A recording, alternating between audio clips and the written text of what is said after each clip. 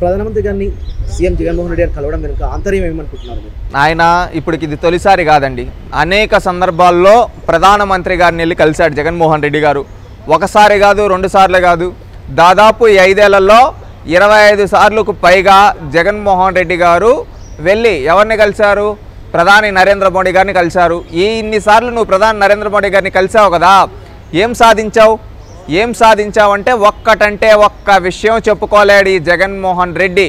ఫస్ట్లో అధికారం లేక రాకముందు నేను కేంద్రం మెడల వంచి రైల్వే జోన్ తెస్తా, నేను కేంద్రం మెడల వంచి ప్రత్యేక హోదా తెస్తా, నేను కేంద్రం మెడల వంచి నిధులు తెస్తా, నేను కేంద్రం మెడల వంచి ఇది చేస్తా అని చెప్పి ఆ రోజు ప్రతిపక్ష నాయకుడిగా ఉన్నప్పుడు బహిరంగ సభల్లో చేతులు తిప్పుతూ రాగాలు తీస్తూ మన ప్రీతం ముఖ్యమంత్రి జగన్మోహన్ రెడ్డి గారు చెప్పారు. కానీ ఈరోజు అధికారంలోకి వచ్చిన తర్వాత తొలి సభలో ఏమంటాడన్నా ఈయనైతేనో, నేను నా చేతుల్లో ఏమీ లేదు అంటాడు. రాజ్యసభలో బీజేపీకి తక్కువ మెజారిటీ ఉంది, ఇతని సపోర్ట్తోనే ఈ విధంగా అనేక బిల్లులు ఆ బిల్లులు పాస్ చేసేటప్పుడు అడుగుండొచ్చు ఇతను, మా రాష్ట్రానికి ఇది కావాలి, నిధులు కావాలి, ఈ విధంగా మా రాష్ట్రానికి ఇవి ఇవ్వండి అని. కానీ జగన్మోహన్ రెడ్డి గారు ఎక్కడ కానీ ఒక్క సందర్భంలో కానీ మాకు ఇవి కావాలని అడగలేదు.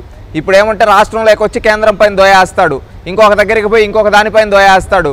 అంటే మీరు ఇక్కడ చూడండి జగన్మోహన్ రెడ్డి గారు మనస్తత్వం ఏ విధంగా ఉందో. ఇక్కడ వచ్చి కేంద్రాన్ని తిడతాడు, అక్కడికి పోయి కేంద్రాన్ని పొగుడుతా అంటే తన కేసుల కోసం మాత్రమే వెళ్ళాడని మేము భావిస్తున్నాం. ఇన్నిసార్లు అతను వెళ్ళాడు కదా ఢిల్లీకి, ఏ రోజన్నా ఢిల్లీకి వెళ్ళి వచ్చిన తర్వాత బయట ప్రెస్ మీట్ పెట్టి నేను ఇవి మాట్లాడా, ఇవి చేశా, ఇవి అడిగా అని ఒక్క రోజన్నా మాట్లాడా? ఎందుకు మాట్లాడడం లేదు? అవినాష్ రెడ్డి కేసు హీరింగ్కి వస్తుందంటే ఢిల్లీకి వెళ్తాడు, ఇంకో కేసులో హీరింగ్ వస్తుందంటే వెళ్తాడు, ఈయన కేసులపైన హీరింగ్ వస్తుందంటే వెళ్తాడు. ఇప్పుడు రీసెంట్గా కోడికత్తి సీను బయటకు వచ్చాడు, దానికోసం హీరింగ్కి అది ఏమన్నా అవుతుందేమో అని చెప్పి దానికోసం ఢిల్లీకి వెళ్ళాడేమో అనిపిస్తూ ఉంది.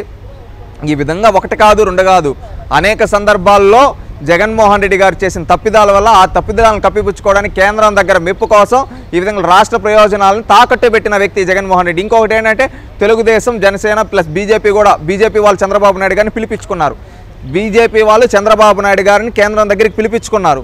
ఇతనేముంది, నేను వాళ్ళు పిలిపించుకుంటే అక్కడ ఏం జరిగిందో తెలుసుకోవడానికి ఇతనే రిక్వెస్ట్ చేసుకుని అపాయింట్మెంట్ అమిత్ షా గారు ఇవాళ, తర్వాత వచ్చి మోడీ గారిని ఏదో పార్లమెంట్కి వెళ్ళి కలుస్తా అని చెప్పి ఈ విధంగా కలుస్తా అంటున్నాడు.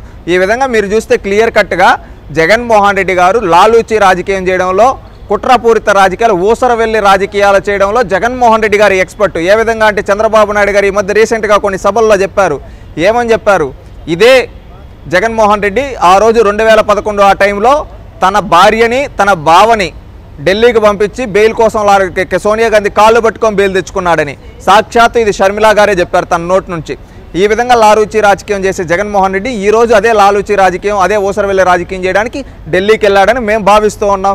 నిజంగా నువ్వు రాష్ట్ర ప్రయోజనాల కోసం వెళ్ళుంటే ఒక్క 5 నిమిషాలు, గతంలో ఎంతోమంది పాలకులు ఢిల్లీకి వెళ్తారు, ఇప్పుడు రేవంత్ రెడ్డి వెళ్ళాడు, అదేవిధంగా ఒకప్పుడు చంద్రబాబు నాయుడు, కేసీఆర్ గారు వెళ్తే ఏముంది, వాళ్ళు బయటకు వచ్చి మేము ఇవి మాట్లాడాం చెప్తారు. ఈ విధంగా ప్రజలకు జవాబుదారీతనంగా నువ్వు ఈరోజు నీ సొంత సొమ్ముతో వెళ్ళలా, ప్రజలు కట్టిన పన్నులతో నువ్వు ఈరోజు అక్కడికి వెళ్ళావు ఢిల్లీకి, ప్రజలు కట్టిన పన్నుల ద్వారా నువ్వు ఇక్కడ జవాబుదారీతనం ఉన్నావు. ఢిల్లీకి నీ పర్సనల్ పనుల కోసం ప్రభుత్వ ఖజానా నుంచి డబ్బు తీసుకొని వెళ్ళాను నువ్వు ఈరోజు మాట్లాడతావా?